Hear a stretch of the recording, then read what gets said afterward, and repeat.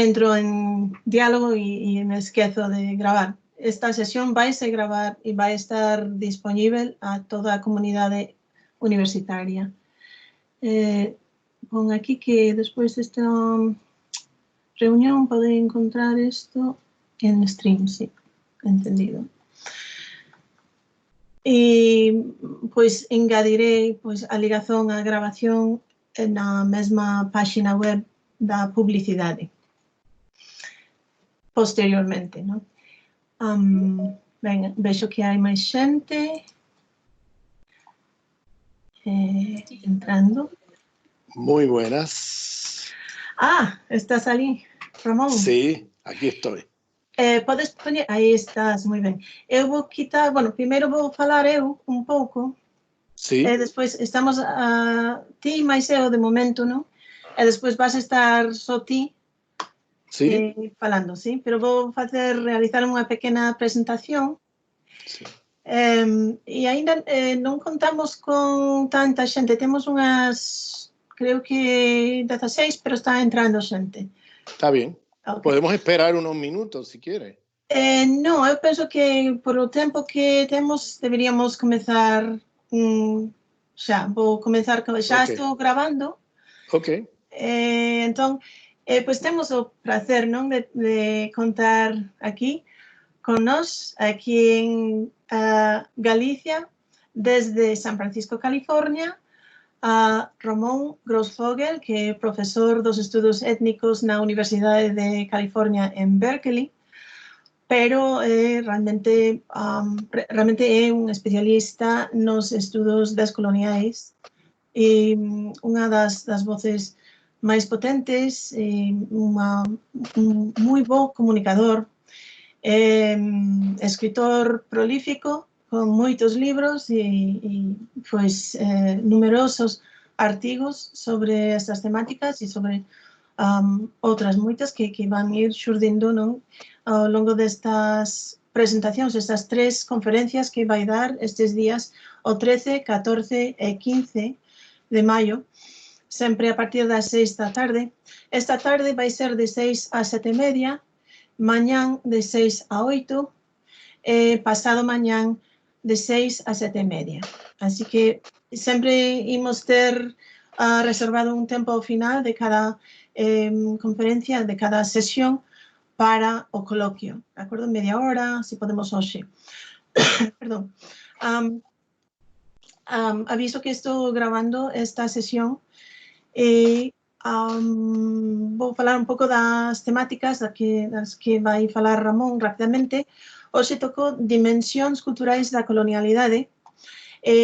Mañán e pasado mañán vai falar de descolonizar o saber e o proceder nun mundo turbulento. Pero dentro destas temáticas tamén vai ver unha serie de crises, ou do que el chama crises terminais, que vai ser pues, entrar en máis detalle e máis profundidade sobre estas influencias culturais desequilibradas, non, neste mundo. E que máis quería mencionar?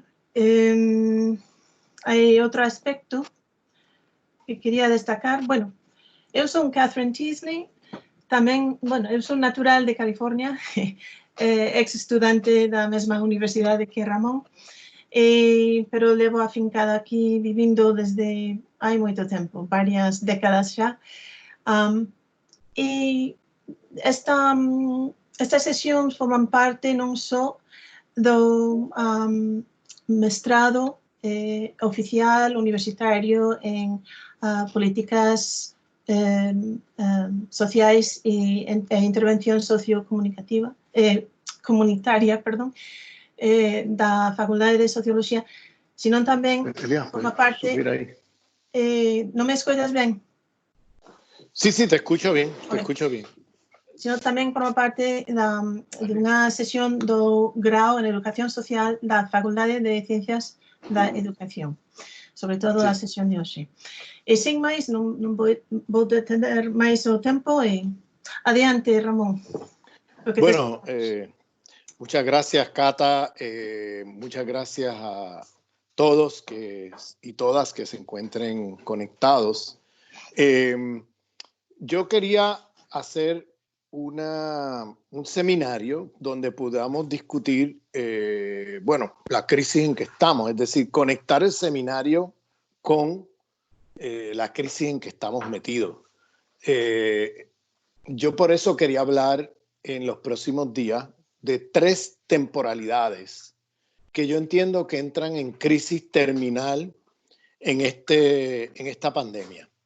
La primera que voy a discutir, la voy a discutir hoy, es la crisis terminal del modelo neoliberal como forma de gestión del capitalismo que conlleva una especie de capitalismo salvaje, que empezó con el golpe de Estado de Augusto Pinochet contra el gobierno de Salvador Allende en Chile en el año 73, y que luego, como laboratorio del neoliberalismo que fue Chile, luego se globalizó como proyecto de gestión del capitalismo a escala mundial, hasta ahora el 2020, que entra en crisis con esta pandemia en que estamos metidos.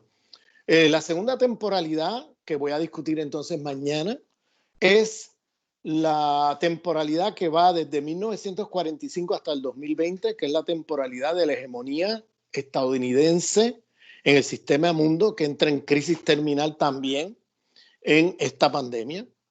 Y la tercera temporalidad, que hablaré de esto el viernes, es la temporalidad que va desde 1492 hasta el 2020, que es la temporalidad de lo que llamaré la crisis civilizatoria, es decir, la civilización que se funda a partir de la expansión colonial de 1492 y que culmina como ya en crisis terminal de una manera muy evidente en esta pandemia ahora en el 2020. Voy a ir discutiendo estas 3 temporalidades cada día, pero las discutiré separadas una de otra.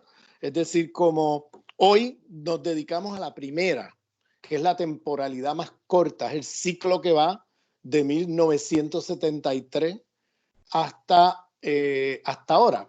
Y esta temporalidad comenzó con el golpe de Estado que organiza Estados Unidos en Chile contra el gobierno de Salvador Allende, un gobierno democráticamente electo, con el apoyo popular del pueblo chileno, que fue destruido a través de un golpe de Estado que organiza el Estado americano, sus agencias de inteligencia, la CIA, junto con personal del ejército chileno, y que conllevó una gran masacre, o sea, conllevó la desaparición de miles de personas, el asesinato de miles de personas.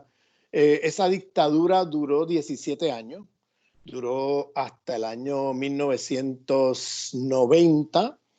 Y luego de eso, Chile continuó el mismo modelo económico y político que incluida la propia constitución de Chile actual, que es la constitución de Pinochet, del dictador. Es decir, las continuidades del proyecto dictatorial de Chile son mucho más fuertes que las discontinuidades. Y hoy día, hasta que comenzó la pandemia y todo el mundo se tuvo que encerrar en sus casas, en Chile había una gran movilización popular de varios meses, desde octubre del año pasado, sin parar, todos los días, una protesta contra el gobierno neoliberal y las políticas neoliberales en Chile. Esas protestas, lo único que los paró fue la pandemia, y eran protestas de miles y miles de personas todos los días en la calle paralizando el país, porque las políticas neoliberales lo han llevado a una crisis en la cual ya el pueblo chileno no aguantaba más. Ahora mismo lo que ha hecho el gobierno de Chile es criminalizar la protesta usando de excusa la pandemia. Entonces no permiten que nadie se movilice y ya reprimían gente, tiene los niveles, por ejemplo, cientos de personas han perdido sus ojos, un ojo, algunos hasta los 2 ojos, porque las órdenes de los carabineros es a disparar a la cara de la gente, con perdigones que hacen que pierdan sus ojos y tiene los niveles de pérdida de ojos más altos del mundo. O sea, la represión ha sido muy fuerte, tienen miles de encarcelados a partir de las protestas que hubo desde octubre hasta el comienzo de la pandemia. Es decir, que ya la represión era brutal. La gente que perdía sus ojos tiene niveles los números de personas que han perdido sus ojos mucho más altos que en Francia, que en Palestina, que en lugares donde esto era una práctica muy, muy común y muy fuerte. En Chile sobrepasaron por mucho eso. La gente perdiendo sus ojos es una manera de castigar a la gente que está en las protestas y ponerlos en riesgo para que la gente voluntariamente decida no participar por miedo a perder uno de sus ojos. Es una cosa seria. Aún así, la gente no paraba, la gente seguía participando en las manifestaciones. Bueno, volviendo a 1973, con el golpe de Estado de Pinochet, la Escuela de Economía de Chicago, de la Universidad de Chicago, que se conocen como los Chicago Boys, es una escuela de economía que venía desde los años 50 criticando el modelo económico keynesiano. Déjenme explicar un poco el modelo económico keynesiano para que entiendan un poco lo que esta escuela de economistas planteaba. El modelo keynesiano surge a partir de la Gran Depresión de los años 30 del siglo pasado, porque había igualmente a principios del siglo pasado y sobre todo en los años 20, unas políticas muy parecidas a lo que llamamos hoy neoliberalismo, donde el Estado prácticamente desregula los mercados financieros, desregula los mercados y deja que el capital financiero domine el control de los mercados y de acuerdo a sus propios intereses, sin ninguna restricción estatal. Eso llevó a una gran depresión en los años 30. Algo que voy a hablar con más detalle mañana es que estamos en una gran depresión. Esto no es una recesión. Estamos en una gran depresión. Yo diría que peor que de los años 30 del siglo pasado, porque el neoliberalismo ha sido una de las causas centrales de que estemos en esa gran depresión, como voy a explicar. Al desregular los mercados, al Estado dejar que el capital financiero tenga mano libre de decidir cómo invierten, qué hacen, qué no hacen en el mercado, el capital financiero lo que hace es saquear los recursos de empresas, bancos, etcétera, de acuerdo a sus intereses. Por ejemplo, pueden comprar una empresa, desmantelarla y luego venderla en piezas, porque eso le deja más ganancia, aunque miles de trabajadores pierdan sus empleos.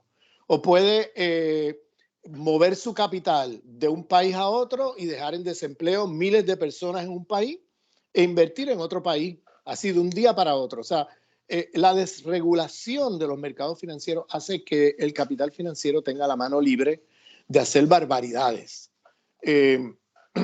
Entonces, el keynesianismo entró como una manera de que el Estado regulara los mercados, de que el Estado invirtiera directamente en la economía para generar empleo durante un momento de gran depresión. Eso es lo que se llama el keynesianismo, que viene de Keynes, que era un economista británico que proponía que para salir de la Gran Depresión el Estado tenía que tener un rol activo en la economía, que el Estado tenía que generar ellos mismos empleo, tenían que invertir en la economía y tenían que intervenir regulando los mercados financieros, porque si dejas por la libre al capital financiero, te hacen desastres en la economía que te llevan a la Gran Depresión.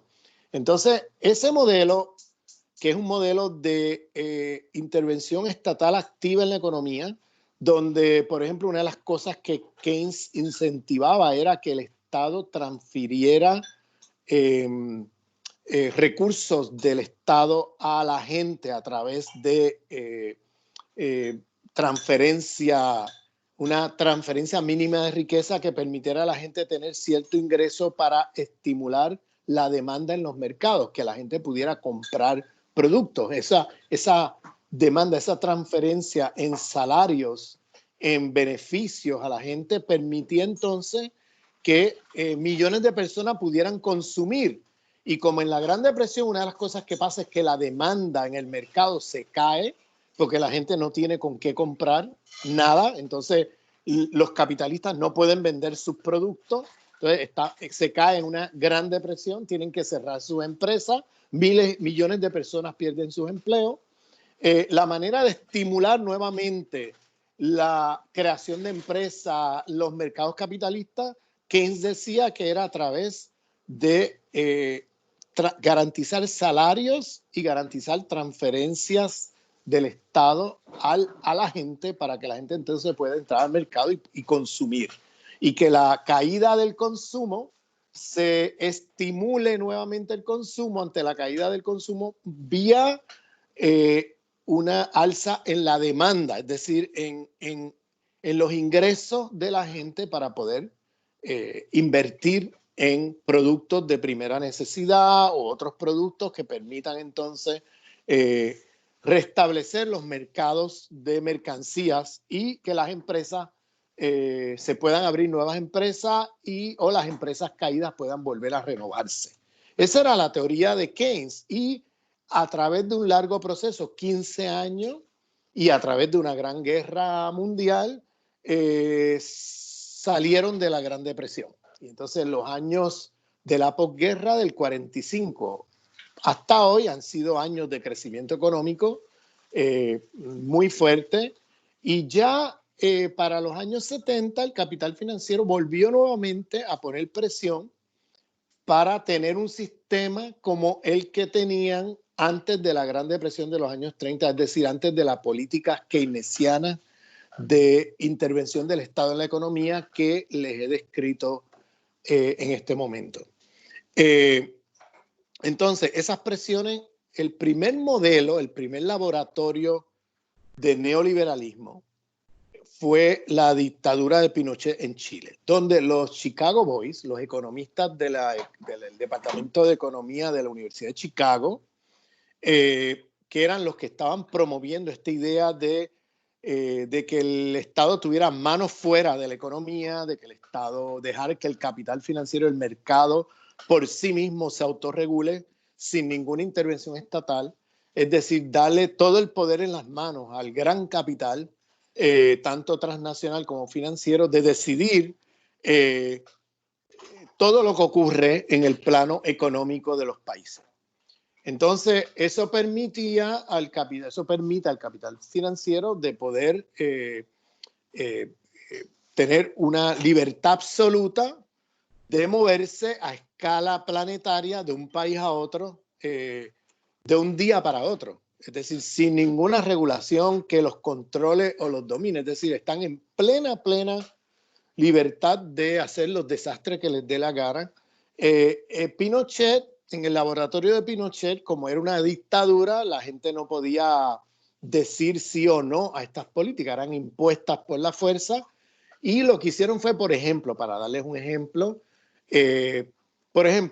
la razón del golpe de Estado es muy sencilla. Allende, el gobierno de Allende, nacionalizó, pagándole a las empresas transnacionales las minas de cobre. Chile es uno de los grandes exportadores de cobre del mundo. Entonces, lo que hizo Pinochet con los Chicago Boys, etcétera, bueno, y el golpe de Estado era precisamente para que estas empresas recuperaran el control del cobre chileno. Lo que hizo Allende fue, mira, hay que nacionalizar empresas que son estratégicas para que con las ganancias de esas empresas podamos subsidiar, mejorar la calidad de la educación, la salud de la gente, la salud pública, es decir, redistribuir riqueza usando los recursos naturales chilenos como mecanismo de generar ganancias a nivel del Estado que le permita al Estado entonces hacer servicio social al pueblo. Ese era el proyecto del gobierno socialista democrático de Allende. Pero obviamente para las empresas transnacionales estadounidenses, que fueron las que fueron expropiadas en esta nacionalización, pusieron el grito en el cielo y, claro, movilizaron al Estado americano, en este caso la Agencia de Inteligencia Americana, la CIA, para organizar un golpe de Estado en Chile. E hicieron lo que estamos viendo que están haciendo en Venezuela hoy. Lo mismo, es decir, lo primero que hicieron fue devaluar la moneda chilena. No sé cuántos de ustedes entiendan de economía, pero la devaluación de una moneda significa que la moneda no vale nada y que entonces los precios de los productos de primera necesidad como alimentos, medicina, etcétera, se disparen y se genera entonces una hiperinflación donde la gente no puede comprar comida, no puede comprar medicina, no puede comprar nada. Eso fue lo primero que hizo el imperio. La idea de esta hiperinflación generada desde afuera por el imperio es precisamente que la gente entre en descontento y como es un mecanismo financiero, que es un mecanismo, ese mecanismo, perdónenme, les pido de favor que en este momento apaguen el sonido porque asegúrense que tienen el sonido apagado porque entran ruidos ahí que pueden interrumpir o sea, los micrófonos. Mantengan los micrófonos apagados para poder, para que no se interrumpa con el ruido la conferencia. Luego los abrimos para hacer un debate. Gracias, Ramón. Eu digo o mesmo. Eu pensei que os ruidos viñan do teu móvil ou algo así, pero se é outras persoas, por favor, apaguen para que non haxa interferencias. Moitísimas gracias. Bien. Entonces, volviendo al tema, lo que hicieron fue generar una hiperinflación a través de la devaluación de la moneda chilena. Eso es un mecanismo financiero que no tengo el tiempo de explicar aquí, pero es un mecanismo financiero que, a no ser que tú tengas un conocimiento de la manera como funciona el capital financiero y los mercados financieros en el mundo, es muy difícil de visibilizarlo. Es una cosa que opera casi invisible porque ocurre y tú te das cuenta que está ocurriendo cuando tú vas al supermercado a comprar comida y resulta que un tomate que te valía ayer, qué sé yo, 50 céntimos, ahora te vale, qué sé yo, te puede valer miles de pesos, ¿no? O sea, cientos de miles de pesos y cosas así. O sea, que de momento la gente no puede comprarse ni un tomate, porque de momento el precio del tomate de un día para otro pasa de ser de céntimos a miles de pesos. Entonces, te das cuenta que algo ha pasado y claro, la reacción inmediata de la gente, que es por eso es que estos mecanismos de producir hiperinflación es un mecanismo que ha usado toda la vida la CIA cuando quieren tumbar un gobierno, porque la reacción inmediata de la gente es culpar al gobierno de turno. No se dan cuenta de la mano invisible del imperio detrás de estos mecanismos de sabotaje económico. Entonces la gente lo que hace es canalizar su descontento contra el gobierno de turno, que es lo que quiere el imperio precisamente. Si tú de momento no puedes comprar comida porque el dinero que tú tenías ya no vale nada, pues tú piensas que es que tienes un gobierno de turno que es un mal gobierno. Y la gente se moviliza contra ese gobierno. Y claro, a eso vienen también los medios de comunicación del imperio, los medios de comunicación masiva, para entonces hacer lo que hoy llamamos fake news, es decir, poner en la primera plana de la prensa mentiras para que la gente se crea que el problema de desabastecimiento de comida, porque otra cosa que hacían era esconder comida, esconder productos de primera necesidad para luego sacarlos al mercado a precios exorbitantes. Entonces, estos mecanismos son mecanismos que ha usado el imperio para tumbar gobiernos y el caso de Chile es paradigmático porque lo que hicieron fue convencer a toda una clase media. En aquel momento usaron el famoso periódico de ultraderecha chileno que se llama El Mercurio, que todavía existe. Y a través de los fake news de la época decían que el problema era este mal gobierno, que el problema era que este gobierno era un gobierno socialista, que era un gobierno comunista y que por eso era que estaba pasando todo este desastre. Y eso es lo mismo. Si tú te fijas, hoy en Venezuela están usando los mismos mecanismos que usaron en Chile a principios de los 70 para intentar tumbar el gobierno de Venezuela, el gobierno bolivariano, que hizo algo parecido, nacionalizó los pozos petroleros, como hizo Allende con el cobre, nacionalizó los pozos petroleros con la idea de transferir riqueza a la gente. Y por eso en Venezuela la pobreza cayó dramáticamente del momento en que llega Chávez en el año 98 hasta el 2013, en que muere Chávez. La pobreza cayó de cerca de un 60% a un 18% de la población. Y la pobreza extrema bajó del 25% al 4%. ¿Cómo lo hicieron? Bueno, con el dinero del petróleo, que antes los políticos y las élites venezolanas criollas blancas se le echaban al bolsillo, y llegó Chávez y agarró ese dinero y lo invirtió en vivienda. Por ejemplo, en Chile, en Venezuela hoy, cerca de la mitad de la población, 2/3 de la población, hoy cerca de 2/3 de la población viven en vivienda pública construida por el gobierno bolivariano, es decir, apartamentos de 100 metros cuadrados, un apartamentazo grandísimo, con nevera, todos los utensilios de cocina, etcétera, calentador de agua, todo, y lo único que tú recibes es la llave, nada más, a cambio de nada, vivienda gratuita. Más de 4 millones de viviendas gratuitas distribuidas al pueblo venezolano.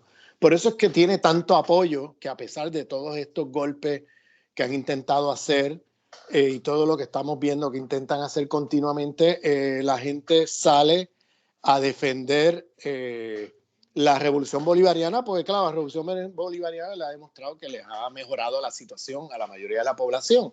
Pero ahora le están implementando desde hace ya 6 años, desde el 2013, desde la muerte de Chávez, este sabotaje económico de hiperinflación a través de devaluar la moneda. Es decir, en Miami tienen una página de web, ustedes pueden entrar y mirarla, se llama Dollar Today, donde ahí, desde una página de web en Miami, devalúan la moneda. Eso no existía en la época de Chile, de Allende en Chile.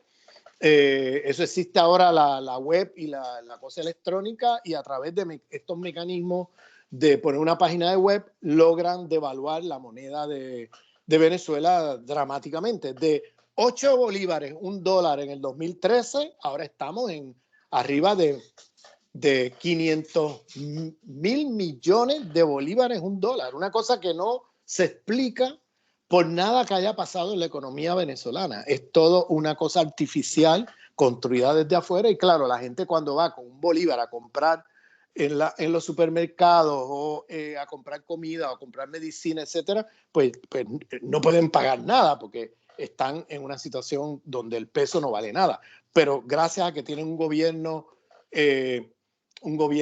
que favorece los intereses del pueblo, han distribuido comida gratuita a todo el pueblo, y por eso es que en Venezuela no hay una crisis humanitaria, porque el gobierno se ha encargado de que todo el mundo reciba comida.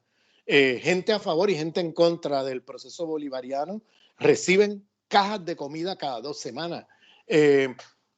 Recientemente tienen ahora los mejores récords, por ejemplo, de la pandemia en América Latina, incluyendo comparado con Estados Unidos, Canadá, porque tienen un sistema de salud y un sistema que también le funciona muy bien, y todo eso es gracias a la revolución bolivariana. Pero volviendo a Chile, ese mecanismo que hoy vemos en Venezuela, por eso traigo el caso de venezolano, porque ustedes lo estamos viendo en tiempo vivo, que es lo mismo que hicieron en Chile en aquellos años, donde devalúan la moneda, el mercurio, que era hoy día tú puedes ver los fake news sobre Venezuela diariamente en la prensa, la cantidad de mentiras. Ayer vi en La Voz de Galicia un titular que era impresionante. Acaban de hacer unos mercenarios americanos con mercenarios venezolanos pagados por el imperio. Acaban de hacer una invasión militar el fin de semana pasado a Venezuela. Fueron casi todos capturados, incluyendo los americanos. Y Y La Voz de Galicia anuncia como Maduro aumenta la represión en Venezuela. Y yo miro eso, leo, claro, son mercenarios. Entonces dice que está arrestando a toda esta gente que han llegado en barco. Entonces, aumenta la represión, pero perdóname, si mañana llegara un contingente de barcos al Estado español, de mercenarios, pagados por el imperio, intentando matar al presidente, que era el objetivo que tenían, era matar a Maduro y darle un golpe de Estado y poner a Guaidó de presidente. O sea, ¿ustedes creen que el Estado español se va a quedar mirando a esa gente y dejando que los van a arrestar inmediatamente por golpistas, ¿no? Pero eso, en La Voz de Galicia ayer lo representa como Maduro aumenta la represión. Una cosa totalmente absurda. Maduro es un presidente democráticamente electo y esta gente viene con un tipo que se autoproclama presidente en una plaza como Guaidó y vienen con golpe, con una compañía de mercenarios de la Florida, con el consentimiento de Trump y el Departamento de Estado americano, y van e intentan invadir Venezuela para matar al presidente y poner a Guaidó. O sea, y tú dices que es represión si Maduro moviliza a su pueblo, porque quienes arrestan a esta gente son los pescadores, son pescadores.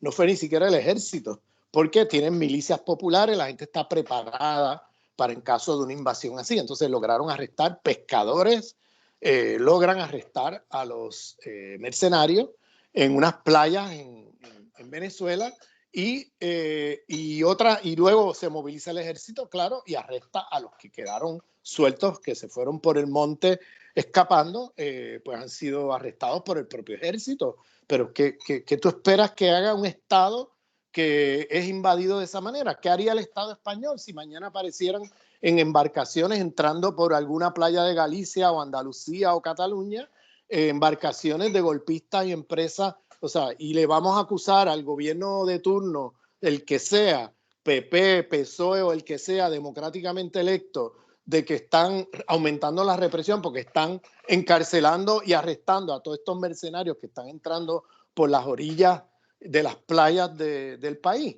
O sea, es una cosa absurda esto de los fake news, pero en la época era el Mercurio, el periódico que hacía los fake news, y decía todas estas mentiras del gobierno de Allende, que mucha gente se lo creyó, y de momento tienes en la calle miles de personas pidiendo la caída del gobierno de Allende y pidiendo al ejército que dé un golpe de Estado.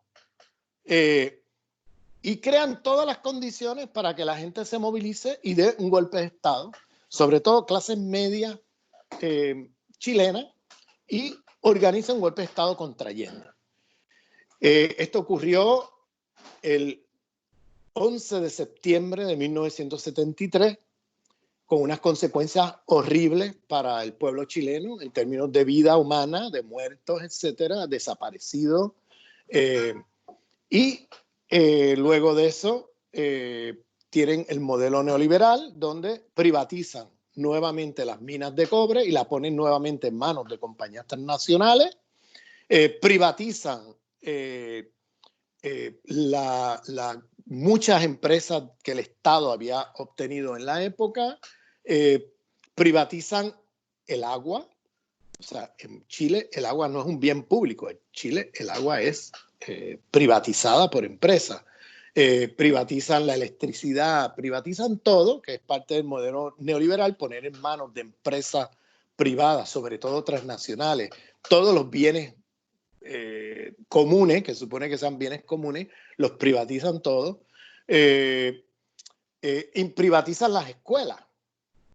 Las escuelas, ya no solamente las universidades, las escuelas, es decir, la escuela elemental, la escuela secundaria, los liceos, todo eso es privatizado, donde hay un empresario que invierte en la escuela, el Estado le paga por cada niño en la escuela, y para que tengan una idea de las cosas que pasan allí, tienen una parte el Estado le paga por cada niño que tenga alguna patología psicológica o genética, el doble de lo que paga por los niños que están en la escuela en condiciones más o menos regulares, ¿no?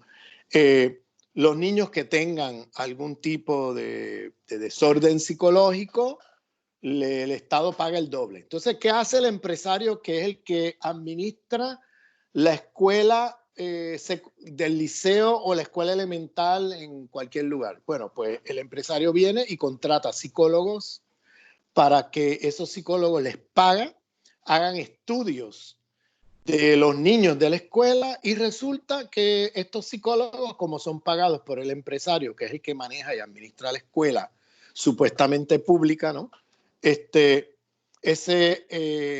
Hacen exámenes y tienen resultados donde aparece la mitad de los niños clasificados con patologías psicológicas.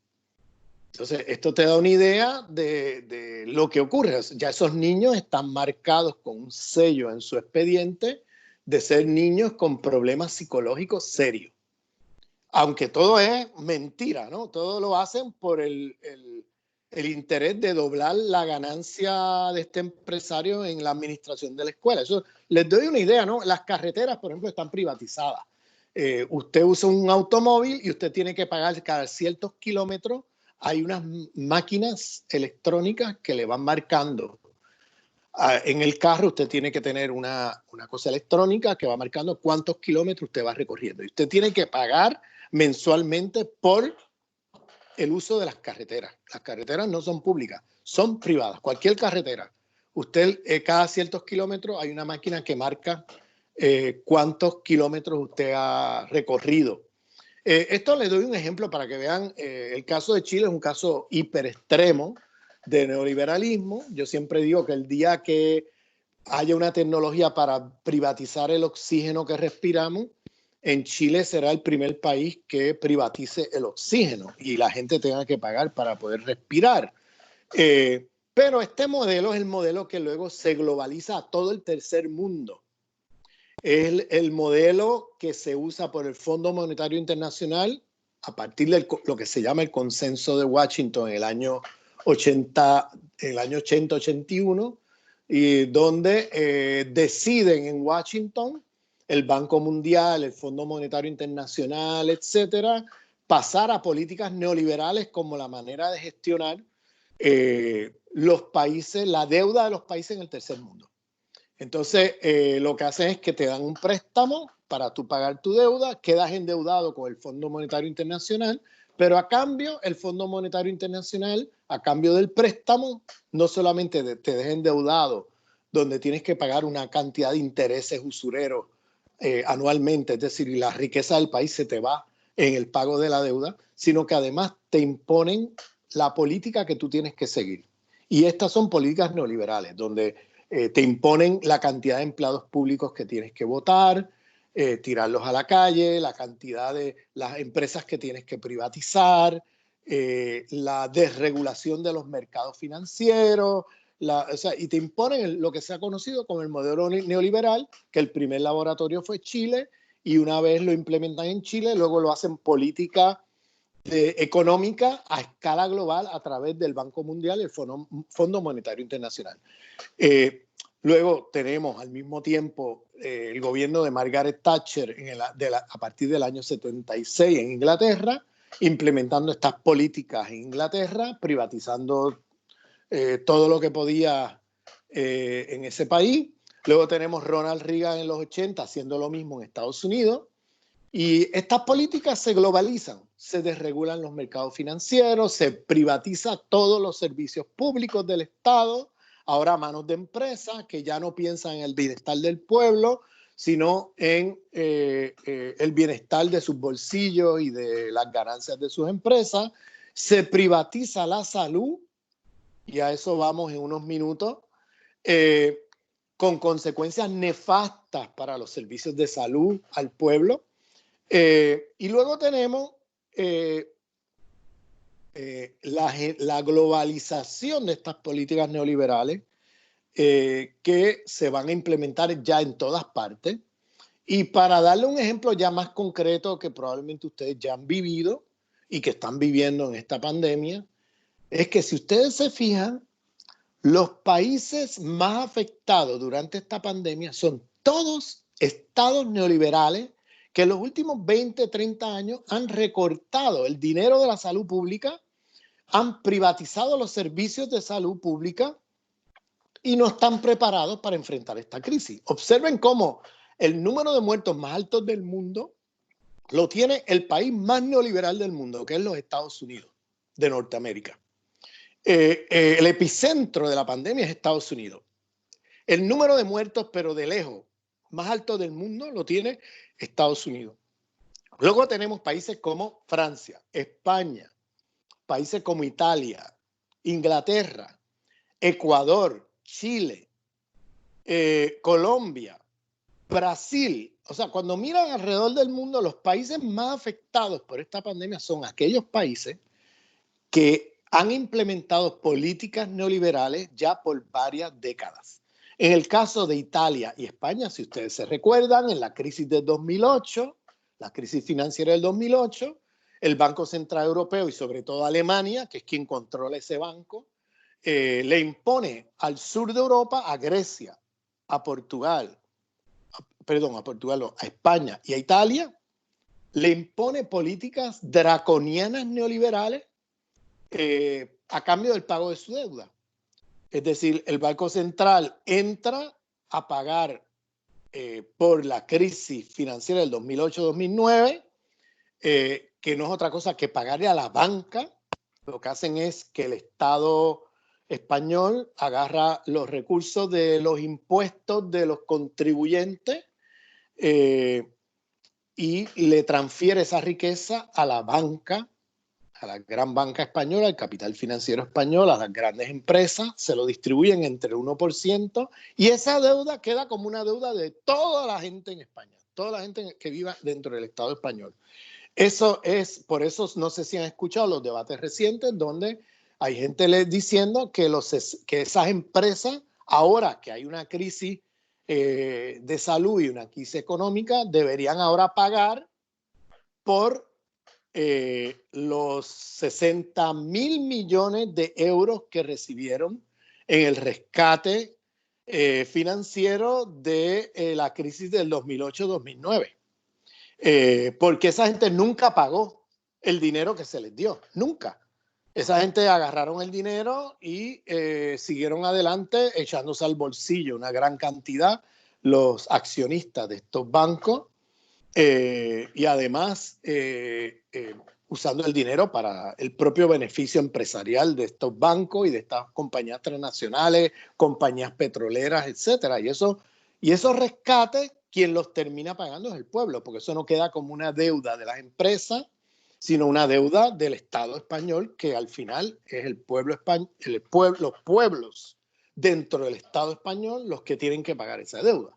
Entonces, eso, una de las condiciones que puso el Banco Central Europeo a cambio de ese rescate de la banca española fue el corte en el estado de bienestar del Estado español. Y uno de esos recortes fue en la salud, donde cerraron cantidad de hospitales, tiraron al desempleo miles de enfermeros y enfermeras, médicos. Los servicios de salud se vieron afectados seriamente y nunca se recuperaron después de esa crisis hasta el día de hoy. Y por eso en el día de hoy España, así como Italia, así como otros países, no estaban preparados para enfrentar la pandemia, porque una pandemia como esta, el problema no es tanto los porcentajes de muerte en relación a las personas que son contagiadas por el coronavirus. En realidad fluctúa entre el 1 y el 3%. Son porcentajes relativamente bajos.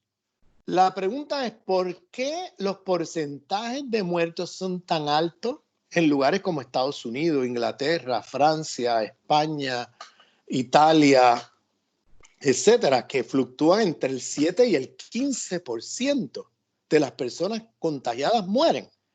Bueno, si tomamos como regla el máximo, que es 3%, ahí hay todavía un porcentaje entre el 3% y el 7 o el 10 o el 12 o el 15 de muertes que no tenían que haber sucedido, de gente que pudo haber sobrevivido, de haber habido allí un ventilador, es decir, una máquina de oxígeno, de haber habido suficientes camas en los hospitales, de haber habido suficientes enfermeros y enfermeras y médicos que puedan atender a cada persona que entra en las salas de urgencia. Pero al no haber nada de eso, los médicos se encontraron en una situación dantesca donde tenían que decidir quién vive y quién muere, porque no tenían suficientes máquinas de oxígeno, porque no tenían suficientes camas, porque no tenían suficientes enfermeros y enfermeras, porque no habían suficientes médicos. Es decir, estamos hablando de cómo el neoliberalismo mata. Es decir, cómo estas políticas de capitalismo salvaje llevan a la muerte. No son políticas neutrales frente a la vida. Entonces, aquí el neoliberalismo privilegia siempre la ganancia del capital sobre la vida de la gente. Entonces, aquí entramos en una gran contradicción, porque en medio de una pandemia, estas políticas neoliberales que privilegian la ganancia del capital sobre la vida de la gente, pues lleva a el desastre que hemos visto en estos estados neoliberales. Si te fijas, un país, por ejemplo, como Cuba, que es un país bloqueado, que es un país, una economía muy débil en el mercado mundial por el bloqueo económico de Estados Unidos de más de 60 años. Cuba no solamente tiene suficientes médicos para atender a su población, sino que está exportando médicos al mundo. Tiene la única medicina que funciona contra el coronavirus, que es el interferón alfa 2E, un fármaco cubano, que los chinos lo usaron durante el momento de su pandemia en el mes de febrero y marzo y lo empezaron a producir masivamente en China. ¿Cómo tú explicas que una isla pequeña del Caribe, bloqueada económicamente, con una situación económica súper débil, tiene la capacidad de no solamente atender a su propia población en esta pandemia, sino exportar médicos y atenderle la crisis humanitaria a otros países? ¿Cómo tú explicas eso? Por una sencilla razón, porque privilegiaron en sus presupuestos la vida sobre la ganancia del capital, tan sencillo como eso. Lo mismo ocurre en otros países donde ves que, mira por ejemplo Venezuela hoy. Venezuela tiene el nivel de contagio más bajo de todo el hemisferio occidental y el número de muertes más bajo. ¿Cómo explicas eso? ¿Cómo es posible que una economía como la venezolana, bloqueada, la guerra económica del imperio, la hiperinflación producida por el imperio, tenga la capacidad de atender una pandemia como esa, y Estados Unidos, que tiene todas las armas para poder destruir este planeta no una vez, 10 veces, no tiene recursos ni posibilidades de atender la salud de su propia población? Esto te dice mucho de los valores, esto te dice mucho de lo que significa el neoliberalismo como sistema de gestión del capitalismo, que es lo que es un sistema de capitalismo salvaje, donde el capital tiene la mano libre de hacer y deshacer sin ningún tipo de restricción estatal. Y además, como política impuesta por las agencias internacionales, Banco Mundial, Fondo Monetario Internacional, el Banco Central Europeo, como una especie de chantaje de que si estás en una crisis yo te doy un préstamo, pero a cambio me tienes que pagar tanto al año en intereses, pero además a cambio tienes que hacer estas y estas políticas que son todas neoliberales para tú poder recibir el préstamo. Entonces, ese es el sistema que ha gestionado el capitalismo global desde el año 81, que se hace política oficial en las agencias internacionales como el Banco Mundial y el Fondo Monetario Internacional, hasta el día de hoy. ¿Y qué pasa? Estamos viendo ahora con esta pandemia ya la crisis terminal de ese modelo, porque ese modelo ya muestra de que se agotó. tanto en el plano de salud como en el plano económico. Observen cómo ahora, ¿qué hacen los estados ante la crisis en que estamos, que es una gran depresión? Ahora el Estado está interviniendo nuevamente en la economía, pero en lugar de intervenir como el keynesianismo planteaba en los años 30 del siglo pasado, que era creación de empleos directos, ¿no? Es decir, el Estado mismo creando empleos y creando empresas, no pasándole el dinero del Estado a la banca, sino el dinero del Estado yendo directamente a beneficiar al pueblo para estimular la demanda del mercado y salir de la crisis económica.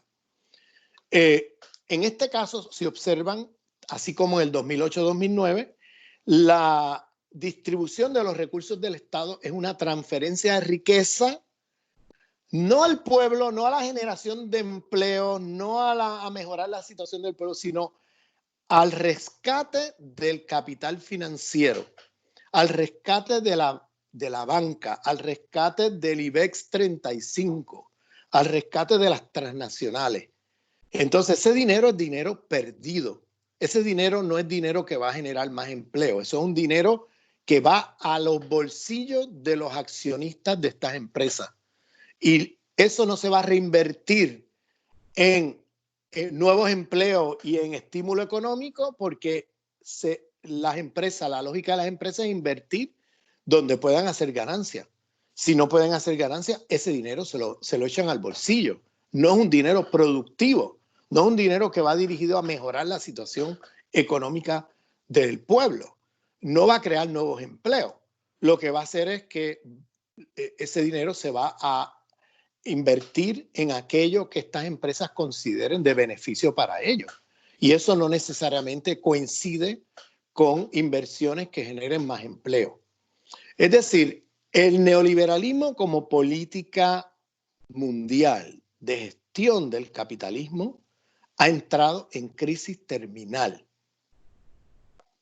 Esa crisis terminal hace que ahora, después de esta pandemia, los estados van a tener un rol más activo en la economía.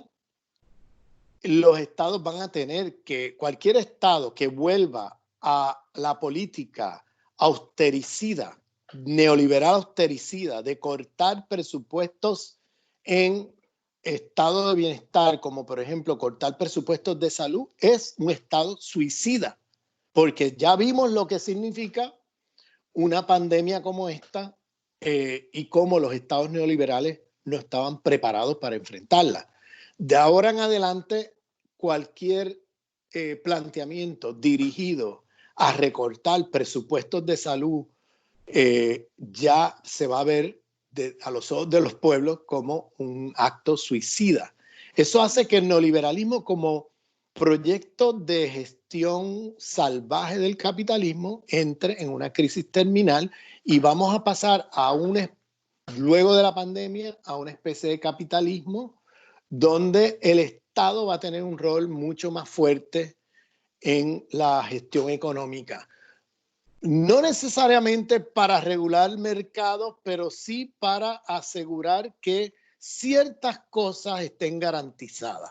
Eso, claro, va a haber mucha presión social en esa dirección y los estados van a tener que dar respuesta a esa demanda popular de que no se abandone la infraestructura y los recursos de salud.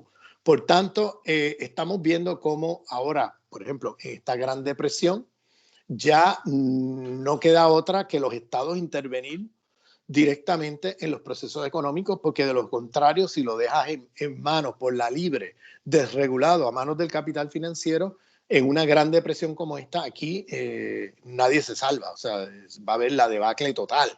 Y para eso los estados van a tener un rol cada vez más activo en los procesos económicos. Y menciono esto porque esta es una de las ciclos que yo llamo, de los 3 ciclos que vamos a discutir en este seminario. El primero es el ciclo del neoliberalismo, que entiendo entra en crisis terminal ahora con esta crisis.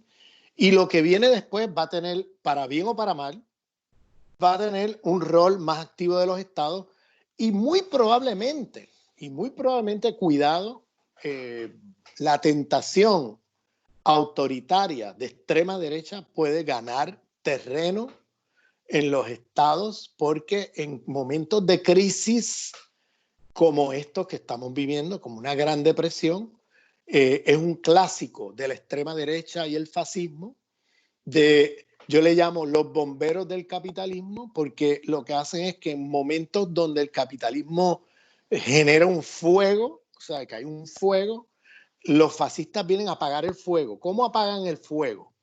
De una manera muy sencilla de entender, porque lo hicieron en los años 30 y lo están haciendo hoy.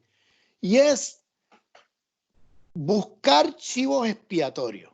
Es decir, que las clases trabajadoras afectadas por la Gran Depresión, por ejemplo, en España o en Alemania o en otros países, en Estados Unidos hoy, por ejemplo, en lugar de canalizar su descontento contra el sistema capitalista que está generando estas desigualdades brutales para los pueblos, pues el discurso fascista es canalizar este descontento a través de discursos racistas contra poblaciones racializadas, migrantes, para que el descontento se canalice por parte de las clases trabajadoras, no contra el sistema, sino contra trabajadores que están en peores condiciones que ellos.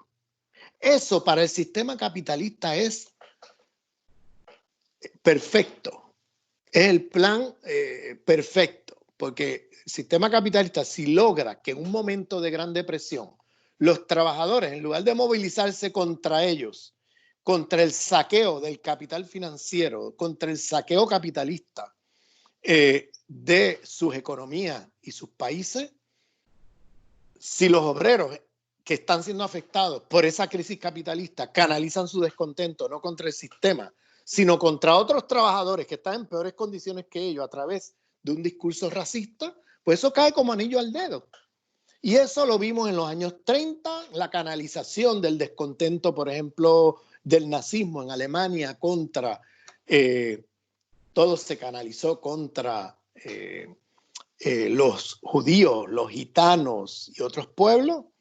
Y eso lo vimos a través de toda Europa porque vimos la colaboración de países como Holanda, como Francia, como Bélgica, en mandar a los hornos y a las cámaras de gas a los judíos de sus países.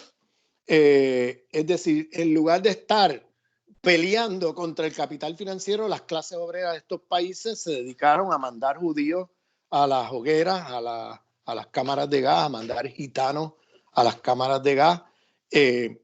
Y en el caso de España, en aquella época, pues se canalizó contra los rojos, ¿no? Las matanzas contra los rojos.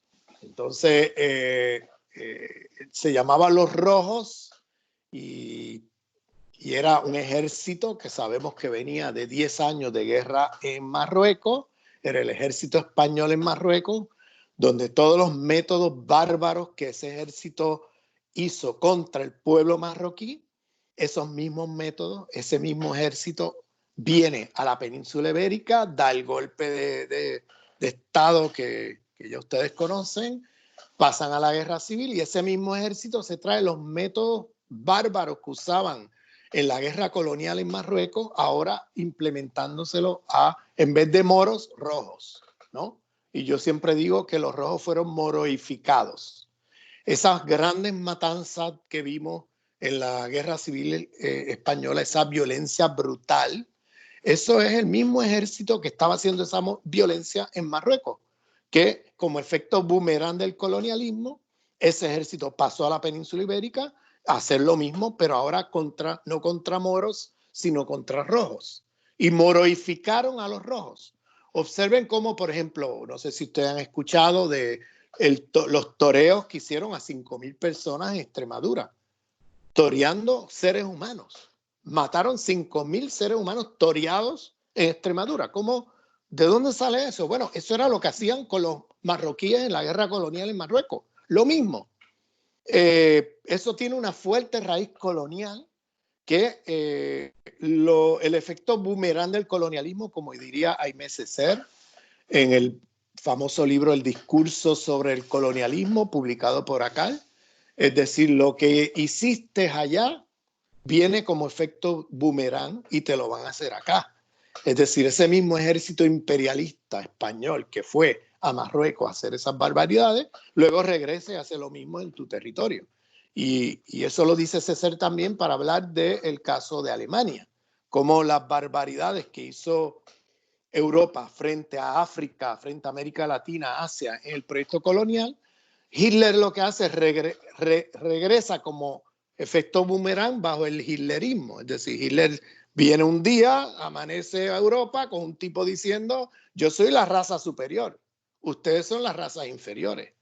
Y ahora yo los voy a colonizar a ustedes. Es decir, el hitlerismo no es otra cosa que la subjetividad racista, imperialista, colonialista de Occidente sobre los pueblos no occidentales del mundo, regresando como efecto boomerang al interior de Europa, ahora a colonizar a otros europeos.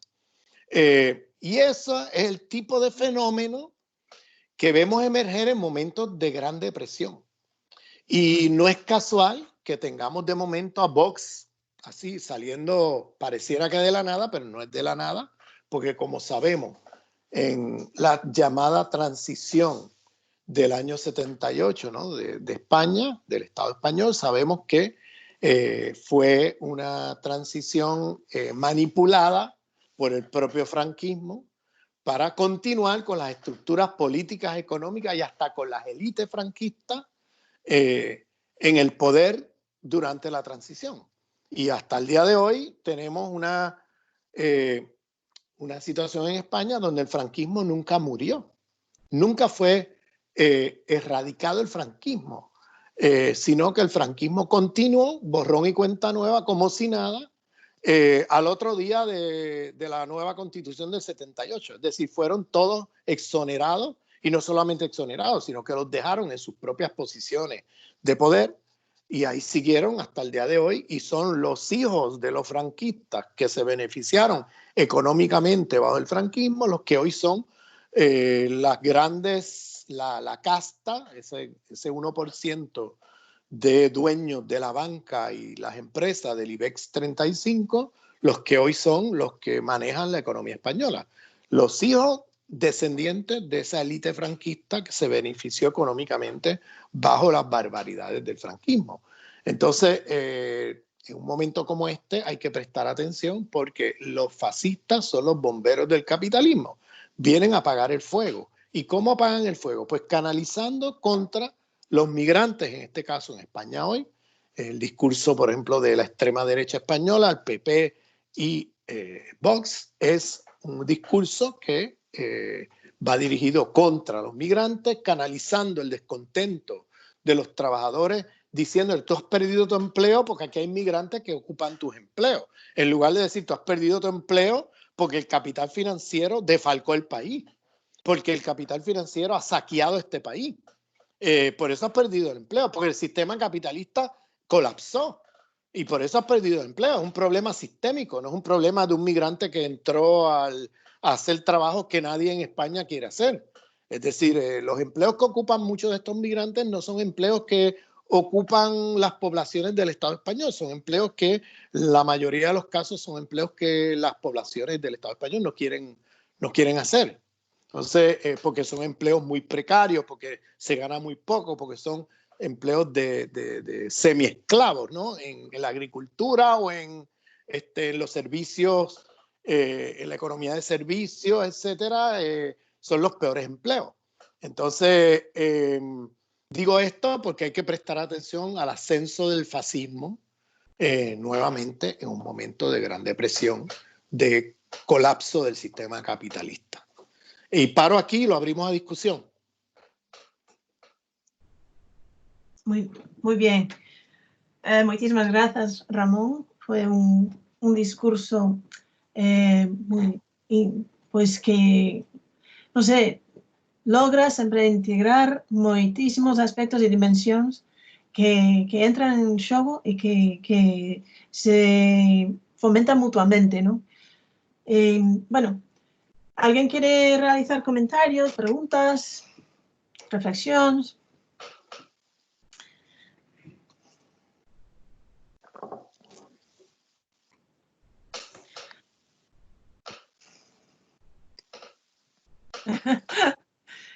Ninguém. No escucho a ninguém. ¿Hay alguien que quiere? Vamos, sin timidez ninguna, por favor. Que aquí estamos para el debate, incluso discrepancia. O sea, no tienen que estar de acuerdo con lo que yo dije.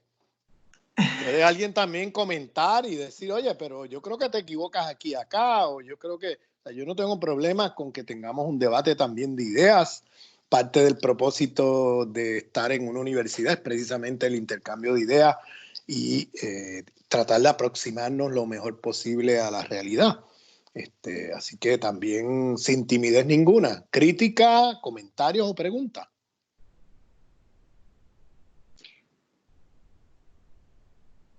Bueno, yo agradecerte que, bueno, me gustó bastante, la verdad.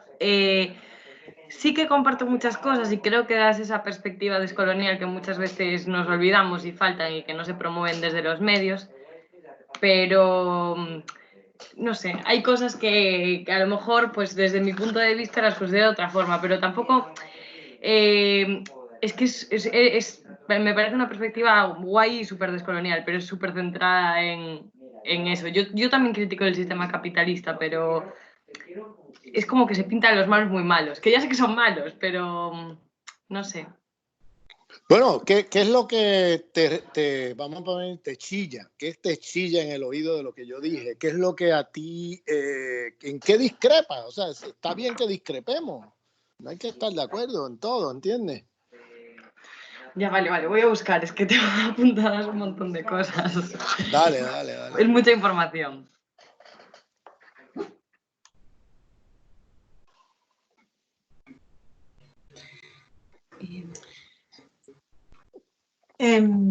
Sara, mientras buscas, pues a mí ahora hay alguien más que quisiera intervenir. Bueno, yo quiero decir que igual que gracias que Sara, que muchas gracias por toda la información, que me parece una visión, un ángulo diferente y realmente pienso que aquí en España, en Europa, como sí reflexionamos mucho sobre el paradigma de género o relacionado con el capitalismo, el tema de la colonización, no lo aplicamos tanto, ¿no? Entonces, o sea, yo creo que es una cuestión compleja de asimilar porque no sé si hasta qué punto nosotras o nosotros la vivimos en nuestras propias carnes. No sé si me explico. Sí. Yo creo que sí. Parte del problema, o sea, cuando... Bueno, y de hecho hay una compañera chilena por aquí también que, Vale. que igual puede decir algo de Chile ahora que... Claro.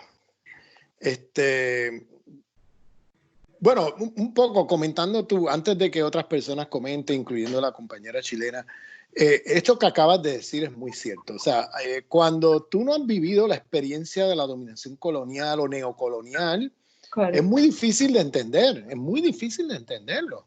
Entonces, tienes toda la razón. Entonces, claro, a veces uno dice cosas que pueden sonar raras, ¿no? Desde el punto de vista de la experiencia de, por ejemplo, de Europa hoy.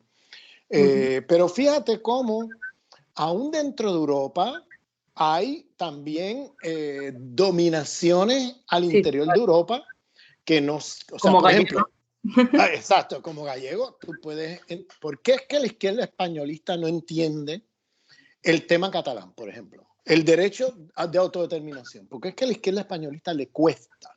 Bueno, pues es que le cuesta por la misma que tú acabas de decir, porque están en una posición de dominación, de privilegio, y son ciegos ante el tipo de opresiones o discriminaciones que sufren las naciones sin Estado, que aunque no son exactamente igual que las que ocurren en el tercer mundo hoy, pero sí son formas de opresión al interior del Estado español que le dificulta mucho a la izquierda españolista poderlas entender porque no las viven, tan sencillo como eso, no las viven. Entonces, el paradigma con que se mueven es un paradigma muy eurocéntrico y les es difícil poder entender las otras discriminaciones dentro del Estado. Mira Galicia. Galicia es un país con una riqueza enorme, o sea, enorme. Pero ¿qué pasa? Mira, ustedes pagan la electricidad más alta del Estado español. Sí, la electricidad más alta, siendo ustedes los que le exportan la mayor cantidad ¿cómo se llama? De electricidad a Madrid. Madrid tiene electricidad más barata que ustedes y ustedes la producen. Es decir, ustedes exportan a través de las, ¿cómo le llaman ustedes a eso? Las hidroeléctricas. El viento, sí, con la energía de viento, con estas máquinas exportan a Madrid una cantidad enorme, como te digo, con el agua que tienen o sea, ustedes exportan una cantidad enorme de electricidad y sin embargo ustedes la pagan más cara. Eso es una relación colonial, eso hay que ponerle nombre, es una relación de dominación económica colonial, donde el imperio, el centro metropolitano, se beneficia de lo que ustedes producen y ustedes terminan siendo las víctimas de lo que ustedes producen. No solamente ellos se llevan la ganancia, no solamente ellos tienen la electricidad, la ganancia de esas empresas, ¿no? No solamente tienen la electricidad más barata, sino que ustedes terminan sin la ganancia de esas empresas, sin los recursos que generan esas empresas y sin la electricidad barata, sino que ustedes la pagan más cara. Eso te lo pongo de ejemplo un poco para que veas que eso no está tampoco tan lejos de lo que ocurre dentro de Europa hoy.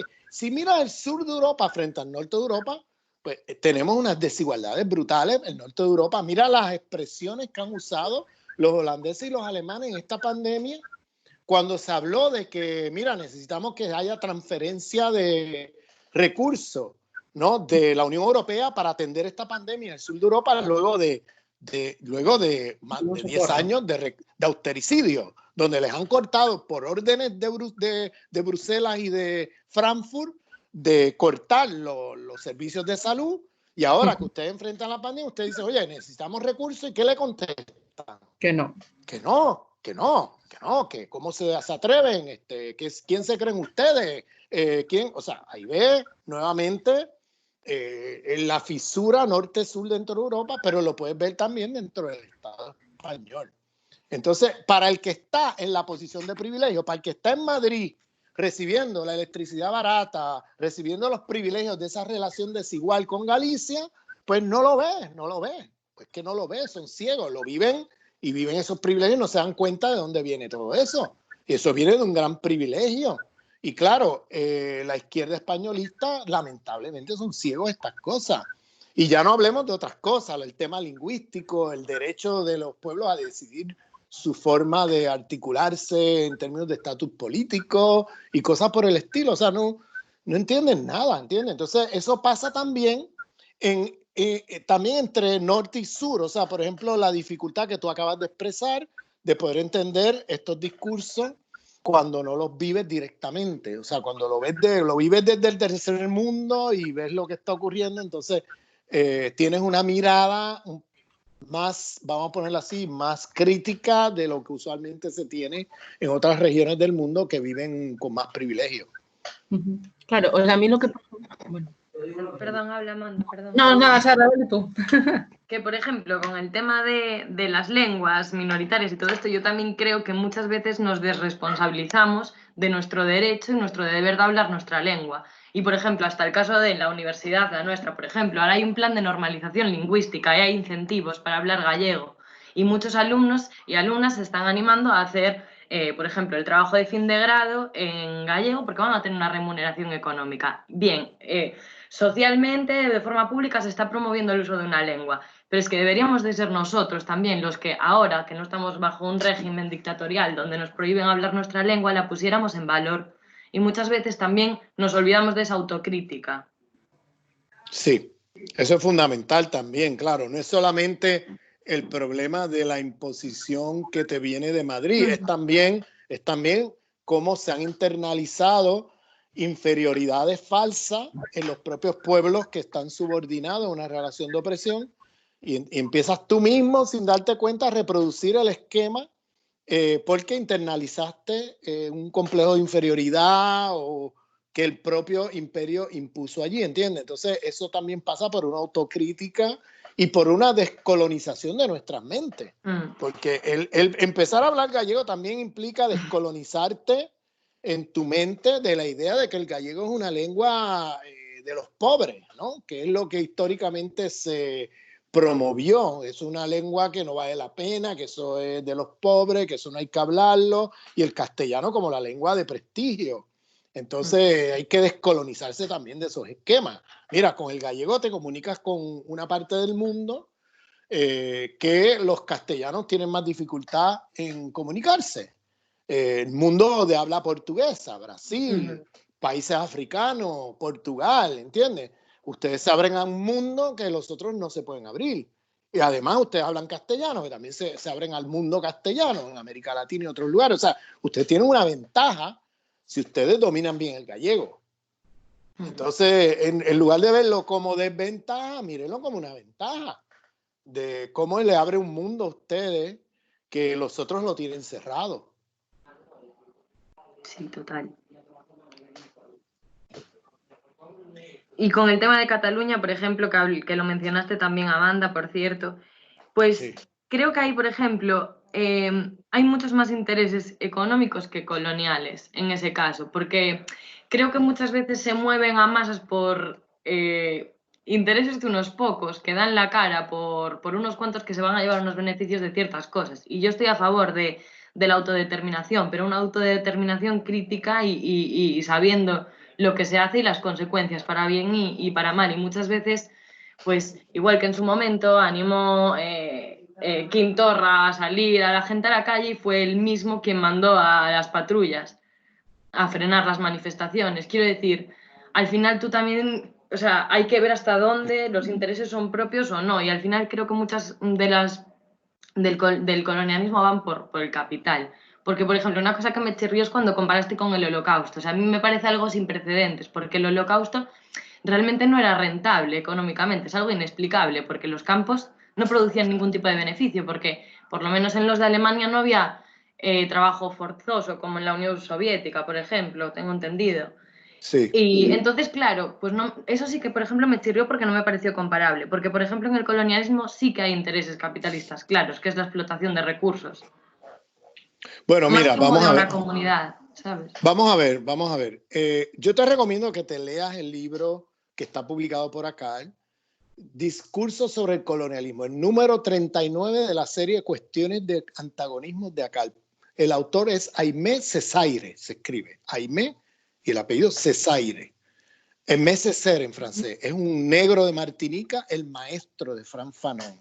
Este es el maestro de Frantz Fanon. Si conoces el nombre o te suena el nombre, ¿no? Frantz Fanon, si ustedes no lo conocen, es el autor más leído en el planeta Tierra, más que la Biblia, ¿sabes? Estamos hablando de uno de los grandes intelectuales del planeta. Su libro, Los Condenados de la Tierra, ha sido leído por millones y millones y millones de personas, traducido a todas las lenguas que te puedas imaginar. Y tiene tanta lectura como la Biblia en el mundo. O sea, para que tengas una idea, es el autor más leído en el planeta Tierra. El maestro de ese tipo era Aimé Césaire. Ese fue su maestro. Y está publicado por acá del Discurso sobre el Colonialismo. Léetelo, léete las 40 páginas del Discurso sobre el Colonialismo. Son 40 páginas. El resto del libro son otros ensayos de Césaire traducidos, ¿no? Pero léete esos 40 páginas. Eso vale la pena. De hecho, si te metes en Google, hasta lo puedes descargar gratuitamente, porque yo hace unos días de casualidad me metí y lo descargué.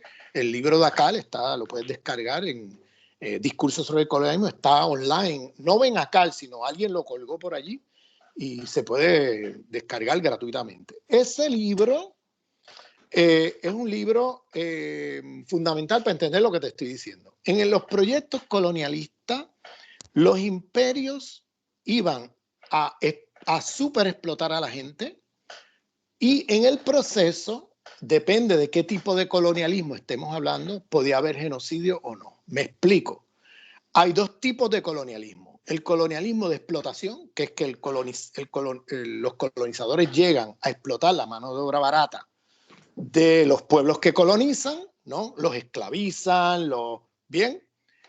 O el otro tipo de colonialismo, que es cuando los colonialistas, que se llama de población, que el colonialista lo que le interesa es quedarse con la tierra y los recursos del país y sacar a los nativos del territorio. En ese segundo tipo de colonialismo, el genocidio es muy fuerte, porque a ellos no les interesa tanto explotar a las poblaciones originarias del territorio, lo que les interesa es quedarse con la tierra, quedarse con sus recursos minerales, con todo, quedarse con todo y venir con sus familias y poblar el territorio. Eso se llama colonialismo de población. Ese fue el colonialismo que practicó Hitler en sus aventuras hacia el este, en la invasión a Ucrania, por ejemplo. En la invasión era un colonialismo donde los ucranianos eran dispensables. Ese colonialismo es el que se practicó con los indígenas en Estados Unidos, donde los indígenas eran dispensables y venían las familias de Europa a ocupar los territorios, familias enteras, y quedarse con la tierra y con todo, ¿bien? Y en esos momentos el nativo es dispensable. Los puedes eliminar, sacarlos del medio porque no les interesa ni explotarlos, ¿entiendes? Entonces, en el caso del fascismo, casi siempre el tema en los campos de concentración eran fábricas. Ahí se producía. No era que iban a exterminar y ya. Los ponían a trabajar. El proceso de los campos de concentración comienza como fábrica de esclavos. Es lo que hacen. Los esclavizan y los ponen a trabajar.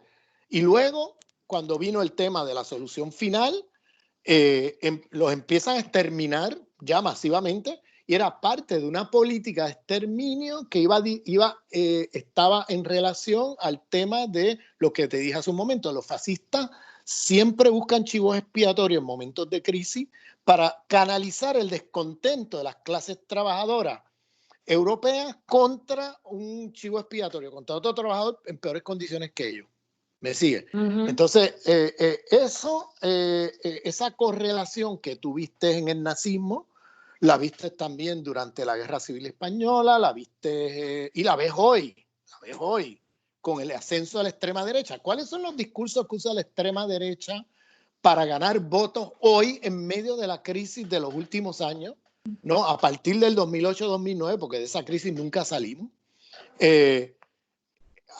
¿Cuáles son los discursos? Es la islamofobia, es decir, los musulmanes, los gitanos en el este de Europa, fíjate, todos estos líderes de extrema derecha que han ganado votos y están hasta administrando algunos gobiernos en Europa hoy, son los chivos expiatorios, son los migrantes o los musulmanes o los refugiados sirios o los gitanos, o sea, una cosa impresionante. Entonces, en esa lógica se dan momentos de genocidio que aparecen como irracionales, porque has machacado tanto el tema de que esta gente y esta gente y esta gente, que al final se los cargan.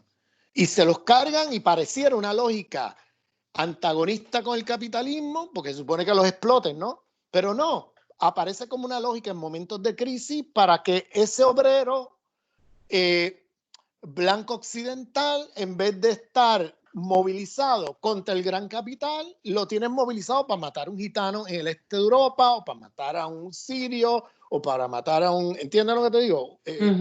¿Entiendes? Entonces, entra de alguna manera en la lógica de reproducción del capitalismo en la medida en que tienes masas obreras adormecidas con estos discursos racistas y poniendo toda su energía de descontento de la crisis que están viviendo, de perder sus casas o de perder sus empleos o de estar en situación súper precaria. Ahora lo canalizan contra un migrante, contra otro que te están diciendo en la prensa y te están machacando a la extrema derecha, que esos son los que te quitan los empleos. ¿Te fijas? Entonces, sí. Eso es como anillo al dedo al capitalismo. O sea, eso es anillo al dedo. Eso es perfecto. ¿Entiendes? Porque, sí, total. Pero bueno.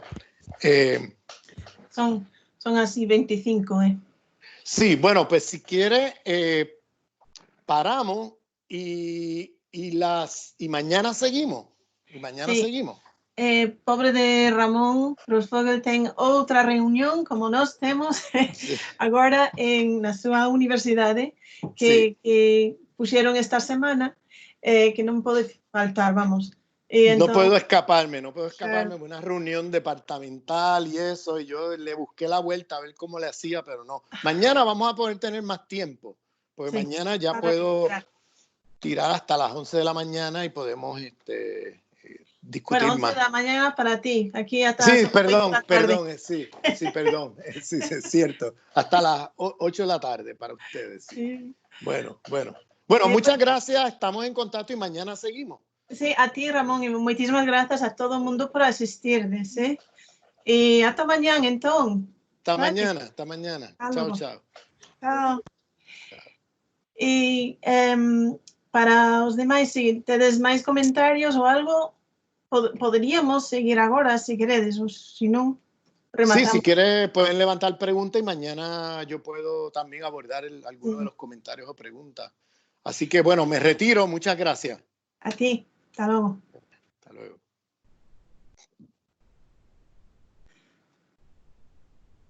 ¿Alguien quedó con alguna duda o pregunta o dejámoslo allí?